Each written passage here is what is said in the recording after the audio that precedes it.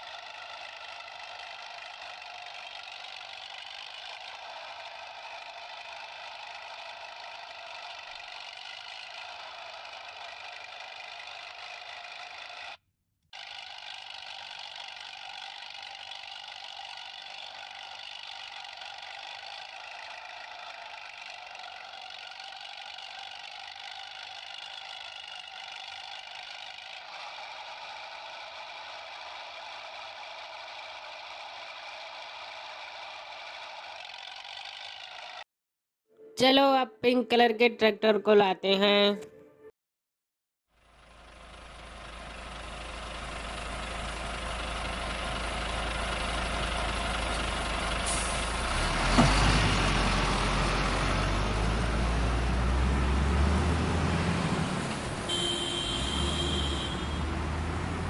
अब हम pink colour के ट्रैक्टर में एक लकड़ी को उठा कर उस पर लादेंगे। देखो एक एक करके उठाकर लाद रहे हैं। पिंक कलर के ट्रॉली पर लादेंगे। देखो अच्छी तरह से लाद दिए हैं। अब अपना प्यारा ट्रैक्टर चलेगा। देखो कितना प्यारा ट्रैक्टर है पिंक कलर का। चलो हम जहाँ हमको लेकर जाना है वहाँ चलो दिखा देते हैं कहाँ लेकर जाना है। हमें यहाँ पर लाकर लकड़ी को गिराना है। तो चलो ट्रैक्टर को ले चलते हैं। बूम।